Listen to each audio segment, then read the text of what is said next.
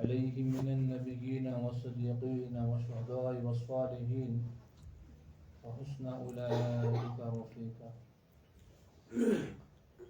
وقال النبي صلى الله تعالى عليه وسلم لا يؤمن أحدكم حتى يكون هواه تبعا لما جئت به أو كما قال عليه الصلاة والتسليم. وقال النبي صلى الله عليه وسلم لا يؤمن أحدكم حتى يكون أحب إليه من والده وولده والناس أجمعين. رواه البخاري أو كما قال عليه السلام. وقال النبي صلى الله عليه وسلم القيس من دان نفسه وعمله لما بعد الموت أو كما قال عليه الصلاة والتسليم. اللهم صل على محمد وعلى آل محمد كما صليت على إبراهيم وعلى آل إبراهيم إنك حميد مجيد. اللهم بارك على محمد وعلى آل محمد كما باركت على إبراهيم وعلى آل إبراهيم في العالمين إنك حميد مجيد.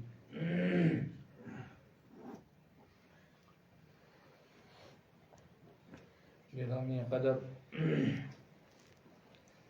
حاضرین مجلس،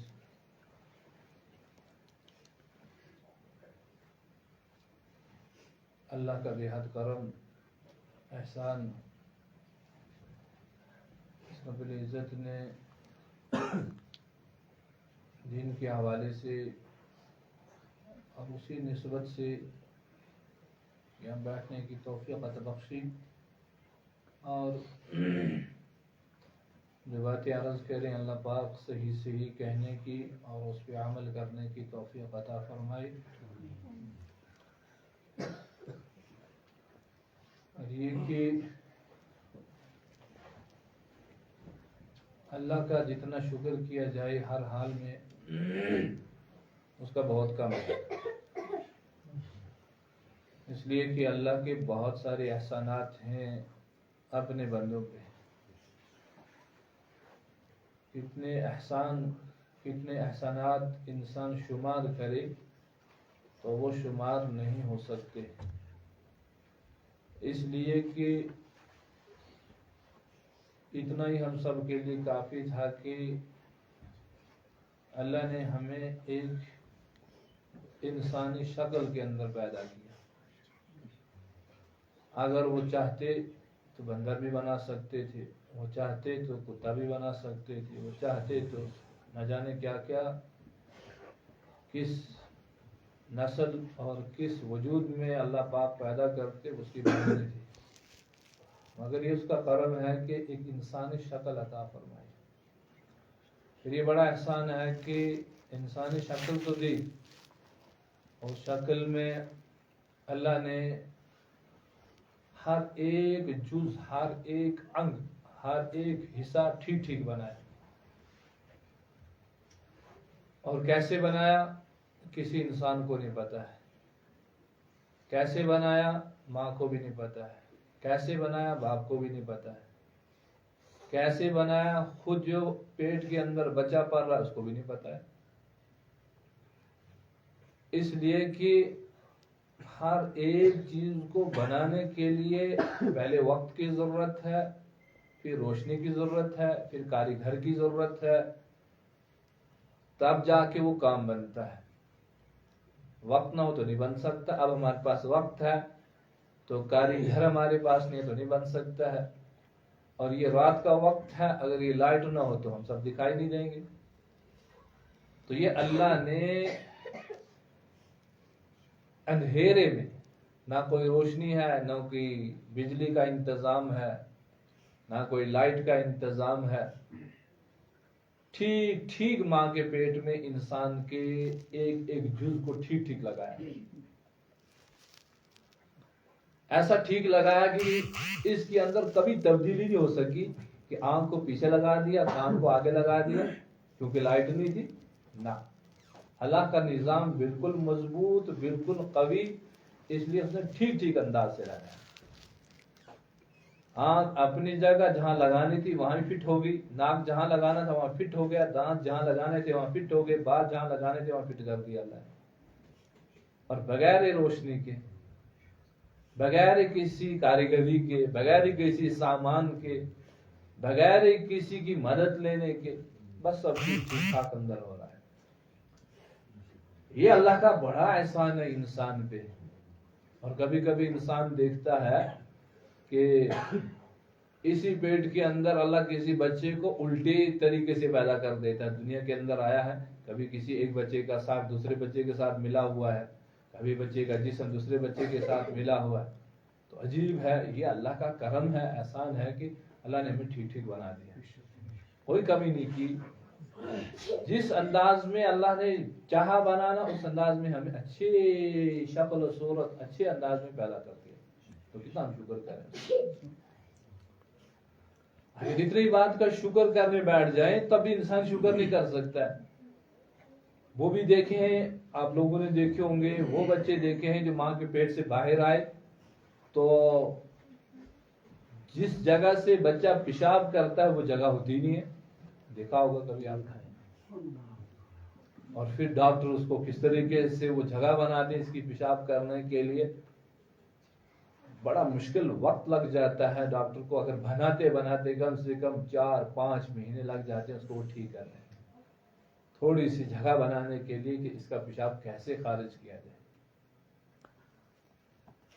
اس لیے انسان کہتا ہے کہ اگر اللہ کی نعمتوں کا انسان شمار کرے نا، ایک جو اللہ نے ہمیں پیشاب کرنا کی جو توفیق بخشی ہے یہ بھی بڑی نعمت ہے. اگر بند ہو جائے تو کیا حال ہوگا، اللہ نہ کرے. طرح طرح کے ڈاکٹر بدل جائیں گے، انسان کو چین نہیں آئے گا.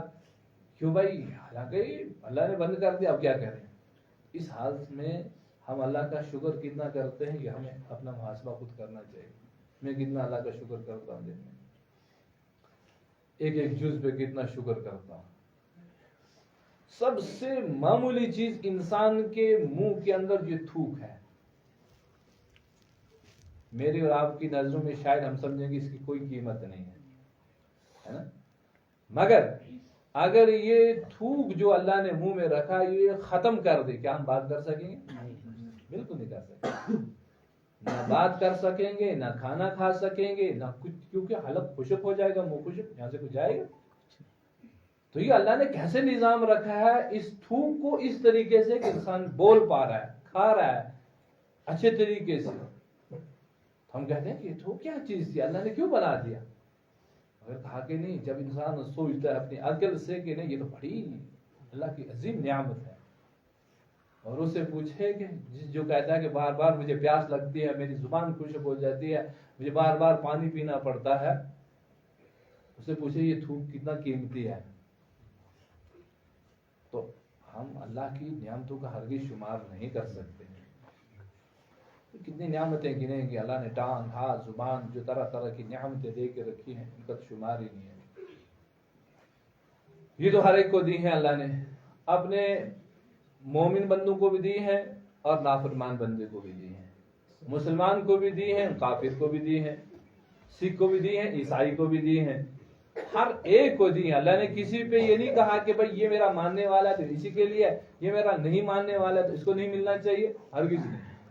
بلکہ اللہ نے اپنے نافرمان بندوں کو بھی انہی نعمتوں سے نوازا ہے اور فرما بردار بندوں کو بھی انہی نعمتوں سے نوازا ہے. مگر اللہ نے ایک چیز میں فرق کر دیا، اس بات میں فرق کر دیا کہ اللہ نے ہم سب کو ایمان کی دولت سے نوازا ہے، ان کو وہ ہے نہیں، وہ اس سے محروم ہے، وہ اس ایمانی نعمت سے محروم ہے، پریشان ہے. آگے آ جائے.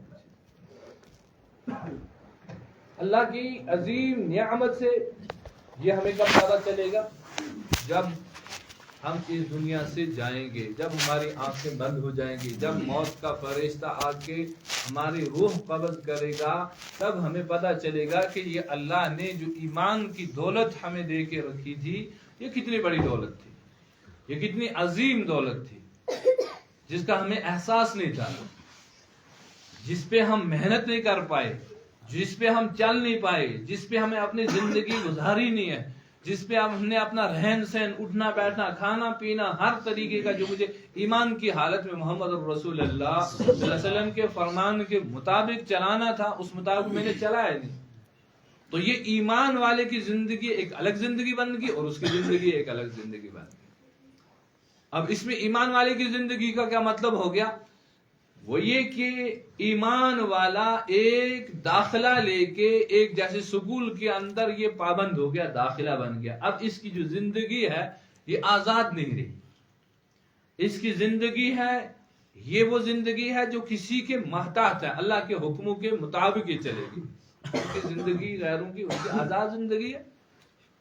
ان کے لیے اس بات میں کوئی فکر ہی نہیں ہے، اچھا کام ہو تب بھی، برا کام ہو تب بھی. گناہ کا تصور ہی نہیں ہے، کس میں برائی ہے کس میں اچھائی ہے. مسلمان سوچ سوچ کے ہر ایک بات، یہ اگر زبان سے بات کرے گا ایمان والا یہ پہلے سوچے گا کہ میں کیا بولنے جا رہا ہوں، کہیں میری اس بولنے پہ کہیں اللہ کے یہاں مجھے پکڑ تو نہیں ہوگی، کہیں اللہ کے سامنے مجھے اس زبان کے متعلق جواب تو نہیں دینا پڑے گا کہ میں نے وہ رسول رحمت صلی اللہ علیہ وسلم نے معراج کے دن وہ دیکھا تھا، لیکن ایک جانور بڑا سا، الدنیا سجن المؤمن وجنت الکافر. یہ دنیا جو ہے یہ ایمان والے مومن کے لیے قید خانہ ہے اور کافروں کے لیے جنت ہے. قید خانے کا مطلب یہ ہے کہ اللہ نہ کرے کسی کو جیل کے اندر ڈال دیا تو جیل کے اندر وہ اپنی من پسند زندگی گزارتا ہے یا کہ جیلر کے حکم کے مطابق. وہ جیلر کے محتاط ہے، اپنی من پسند زندگی وہ جیل کے اندر نہیں، اس لیے کہ جو جیلر اسے کہے گا وہی کرنا ہے. بھائی تمہیں یہاں بیٹھنا ہے تو بیٹھنا ہے، تمہارے لیے کوئی کپڑا نہیں آئے گا تو ننگے سونا ہے تو بھائی سونا ہے. کرے گا کیا؟ لائے گا کہاں سے؟ کھانا تمہارے لیے آج نہیں ہے تو نہیں ملے گا تو کرے گا کیا؟ تو یہ مومن کی زندگی جی ہے جو الدنیا سجن المؤمن وجنت الکافر، یہ قید والی زندگی، یعنی کہ اس کو اپنی زندگی ایسے گزارنی ہے کہ میرے اللہ کے حکم کے مطابق میری زندگی گزرے. ہاں بس جب اس دنیا سے جائے گا تو پھر من پسند زندگی گزارے گا، جو جی میں آئے گا، جس طریقے سے چاہے گا جنت میں اسی طریقے سے اپنے زندگی. مگر یہاں جو ہے، یہاں اللہ اور اس کے رسول صلی اللہ تعالی علیہ وسلم کے حکموں کے مطابق زندگی گزارنے ہے. یہاں نافرمانی نہیں چلے گی. اگر یہاں نافرمانی کی تو اس کے لیے سزا ہے. اگر یہاں اللہ کی اتباع میں زندگی گزاری تو وہاں راحت اور چین اور سکون اور آرام ہی آرام ہے. اس لیے کہ ان کی زندگی میں ہماری زندگی میں اللہ نے بہت فرق رکھا ہے، اور یہ سب سے بڑی نعمت جو اللہ نے ہم سب کو ایمان کی دولت سے نوازا ہے. اس ایمان کی دولت میں ہم ایک چیز کا فرق کر سکتے ہیں. بھائی میرا ہمسایہ ہے تو ہمسایہ کے ساتھ میرا کیا سلوک ہونا چاہیے، میری ماں ہے تو میرے ماں کے ساتھ کیا سلوک ہونا چاہیے، میرا باپ ہے تو باپ کے ساتھ کیا ہونا چاہیے، باپ کو بیٹے کے ساتھ کیا ہونا چاہیے، شوہر کو بیوی کے ساتھ کیا ہونا چاہیے، بیوی کو شوہر کے ساتھ کیا ہونا چاہیے، نوکر کو خادم کے ساتھ کیا ہونا چاہیے، خادم کو بادشاہ کے ساتھ، اپنے بڑے کے ساتھ کس طریقے سے پیش آنا ہے، چھوٹے کو بڑے سے کیسے بات کرنی ہے، بڑے کو چھوٹے سے کیسے بات کرنی ہے. یہ سب ایمان والے کو اللہ نے سکھا دیا. یہ تو بڑی باتیں ہیں. پھر ایمان والے کے لیے اللہ نے ہر ایک طرح طرح کی وہ چیزیں بھی سکھا دی ہے کہ بھائی تم اٹھے گو کیسے، بیٹھو گے کیسے، اندر پاؤں کیسے لاؤ گے، باہر کیسے لے کے جاؤ گے، مسجد میں کیسے داخل ہوگے، باہر کیسے نکلو گے، بیت الخلا میں کیسے پاؤں ڈالو گے اور بیت الخلا سے باہر کیسے نکلو گے، پیشاب کرنے کے لیے بیٹھو گے تو کیسے بیٹھو گے، حتیٰ کہ پیشاب کرنے کا طریقہ بھی سکھا دیا، تم کس طریقے سے بیٹھ کے پیشاب کرو گے. اگر تمہیں پیشاب کرنے میں بہت سخت محسوس ہو رہا ہے وہ انداز بھی بتا دیا کہ تم کیسے بیٹھو گے، اس باتھ روم میں کس طریقے سے پیشاب کرو گے، تمہیں پیشاب کرنے میں بھی تکلیف نہیں ہوگی. یہ تو ایمان والے کو اللہ کے نبی علیہ الصلوۃ والسلام نے سکھا دیا. تم کس طریقے سے پیشاب کرو گے یہ بھی سکھا دیا. اس لیے کفار اس بات پہ تانا دیا کرتے تمہارے نبی تمہیں پیشاب کرنے کا بھی سکھا رہا ہے. تو اس پہ ہمارے لیے فخر تھا کہ ہمارے نبی علیہ الصلوۃ والسلام ہمیں پیشاب کرنے کا طریقہ بھی سکھا رہے کہ کیسے کرنا چاہیے. گدھے کی طرح نہیں، جہاں راستے میں کھڑا ہوا تو دیوار کے ساتھ ہی کھڑا ہو گیا پیشاب کرنا شروع کر دیا. نہیں، یہ ایمان والے کا شیوا نہیں ہے، مسلمان کا شیوا یہ نہیں ہے. اس کے لیے الگ انداز ہے کہ پیشاب کرو تو کیسے کرو، استنجا کرو تو کیسے کرو، پانی نہیں ہے تو مٹی استعمال کرو. ایسے کس انداز میں؟ حضرت رسول رحمت صلی اللہ تعالی علیہ وسلم ایک میدان سے گزر رہے تھے تو ان کو بھول کی حاجت آ گئی، پیشاب کی حاجت آ گئی. حضرت رسول رحمت صلی اللہ علیہ وسلم دیکھا کہاں کریں، یہاں تو کھلا میدان ہے، لوگ چل رہے ہیں، چلنے کا ہے، لوگ دیکھ رہے ہیں، تو کیسے کریں؟ تو آگے تشریف لے کے حضرت محمد رسول اللہ دیکھا کہ کھلا میدان ہے تو درختوں کو حکم دیا، ایک اس طرف درخت ہے دوسرا اس طرف، نبی علیہ السلام اشارہ کیا آ جاؤ تم بھی، دونوں درخت چل کے آئے اور ایک دوسرے کے ساتھ قریب ہو گئے. رسول رحمت صلی اللہ تعالی علیہ وسلم نے ان کے پیچھے اپنا بول مبارک کیا. یہ نہیں کہ گدھے کی طرح جہاں کھڑے ہو جاؤ وہاں سے عورت بھی چل رہی ہے، ماں بھی چل رہی ہے، بہن بھی چل رہی ہے، بیٹی بھی چل رہی ہے، تم پیشاب کرتے رہ جاؤ. نہیں، اسلام نے ہر ایک چیز اس انداز سے سکھائی، انسان حیران ہے کہ مرنا جینا سب کچھ سکھا دیا اس دین نے، مگر ہمیں اس پہ چلنا اور نہ ہم نے اس پہ سیکھنے کی کوشش کی کہ میری زندگی ایمان والی زندگی ہے، میری زندگی رسول رحمت صلی اللہ تعالی علیہ وسلم پہ ایمان والی زندگی ہے، کلمہ پڑھنے والی زندگی ہے، تو مجھے وہ چیزیں سیکھنی چاہیے نا. بیٹا اگر نافرمان ہو جائے تو باپ ناراض ہو جاتا ہے، بھائی دیکھو میں نے بیٹا بڑا کیا، اس کی پڑھائی کا انتظام کیا، پالا پوسا، یہ کیا وہ کیا، کھانے پینے کا، کپڑوں کا، رہن سہن کا انتظام کیا، آج بڑا ہو گیا میری بات ہی نہیں مانتا ہے، تو باپ ناراض ہو جاتا ہے. یا رسول رحمت صلی اللہ تعالی علیہ وسلم کے حکم نہ ماننے سے وہ ناراض نہیں ہوں گے؟ ان کے ارشادات نہ ماننے سے کیا وہ ناراض نہیں ہوں گے؟ اس لیے جو آج ہمارے سامنے یہ مبارک مہینہ چل رہا ہے شعبان المعظم کا، اللہ کے نبی علیہ الصلوۃ والسلام اس میں کثرت سے روزہ رکھا کرتے تھے. تو پوچھا گیا یا رسول اللہ صلی اللہ تعالی علیہ وسلم، آپ زیادہ شعبان اور رمضان میں روزے رکھتے ہو، اتنے زیادہ کسی باقی مہینے میں نہیں. تو اللہ کے نبی علیہ الصلوۃ والسلام نے ایک جملہ ارشاد فرمایا، اجیب ان یرفع عملی وانا صائم، کہ اس شعبان میں اللہ کے سامنے بندے کے اعمال پیش کیے جاتے ہیں. اس شعبان میں وہ سال کا وہ پورا کوٹا جو ہمارا اللہ کے سامنے پیش کیا جا رہا ہے کہ اعمال ہمارے اللہ کے سامنے پہ، حالانکہ اللہ کو سب پورے اعمال کا پتہ ہے کیا ہم کر رہے ہیں، مگر پھر بھی اللہ کے سامنے ہمارے اعمال پیش کیے جاتے ہیں کہ باری تعالیٰ یہ ہے تیرے بندوں کے اعمال، فلانے کا نام یہ ہے، فلانا باپ اس کا یہ ہے، فلانی جگہ کا ہے، اس کے اعمال یہ ہیں، نیکی ہیں یہ برے ہیں.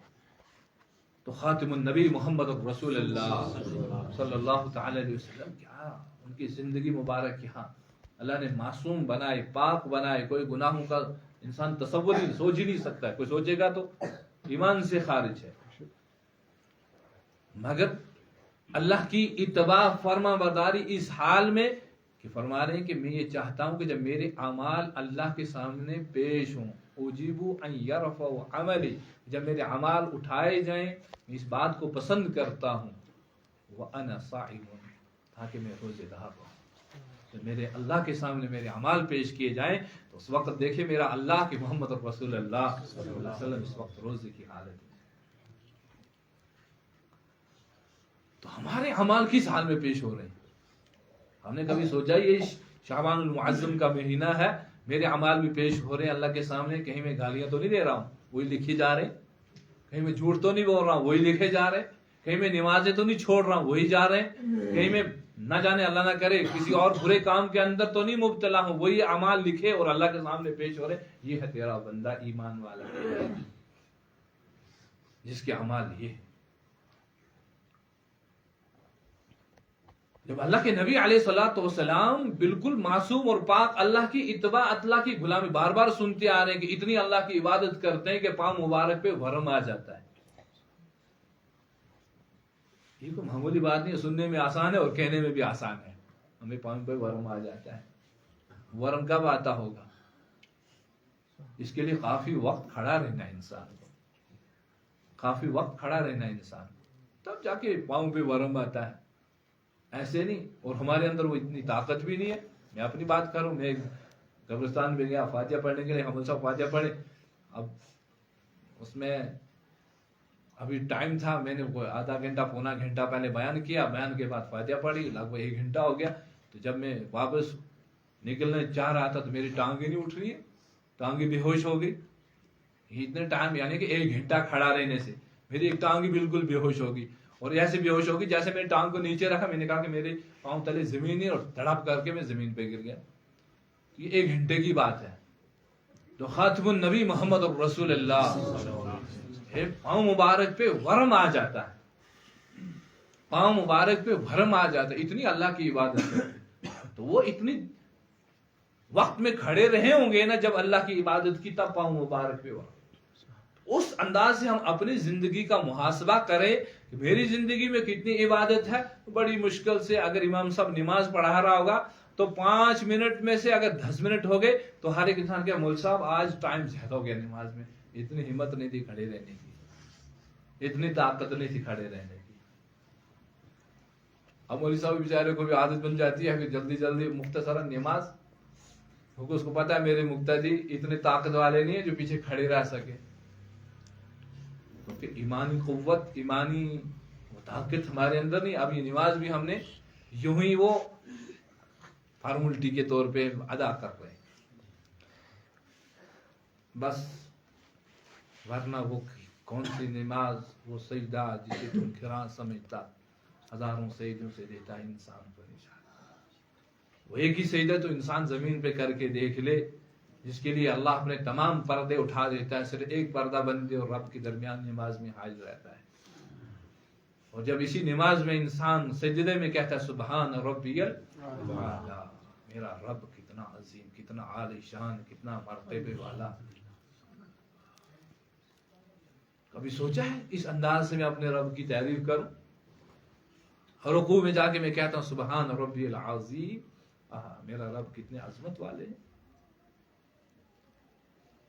کتنے عالی شان ہیں، کتنے مرتبے والے ہیں.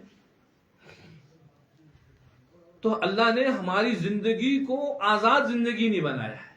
ہر لحاظ سے اللہ نے اس زندگی کو فرما برداری والی زندگی بنانے کا حکم فرمایا. فرما برداری زندگی بنے گی تو یہ کامیاب ہے. وَمَن يُطِعِ اللَّهَ وَالرَّسُولَ فَأُولَٰئِكَ مَعَ الَّذِينَ أَنْعَمَ اللَّهُ عَلَيْهِمْ. پھر اللہ کی طرف سے انعام ہے. اللہ کا انعام بہت بڑا انعام ہے.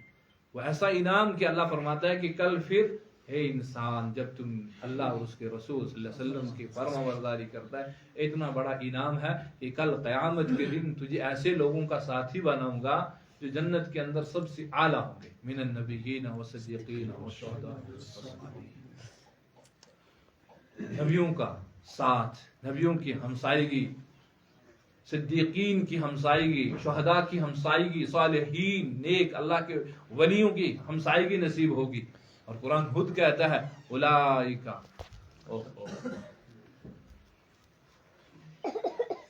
سب سے بہترین تمہارے ساتھی وہی حسن اولئک.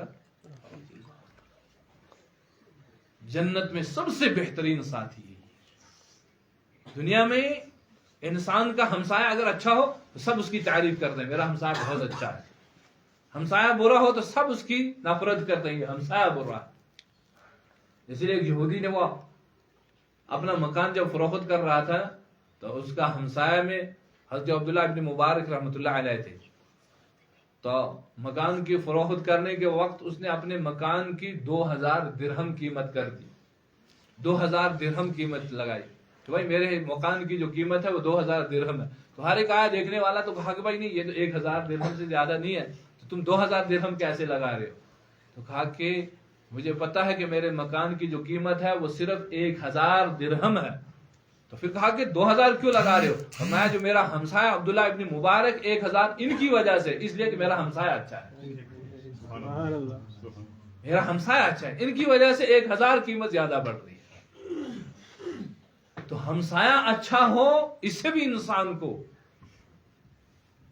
اور برا ہو تو اس سے بھی نقصان انسان. وہ حضرت رسول رحمت صلی اللہ علیہ وسلم کو مبارک ارشاد ہے نا کہ ایک بے نمازی کی وجہ سے 40 گھروں پہ وبا، 40 گھر مصیبت پریشانی کے اندر مبتلا. 40 نہیں بلکہ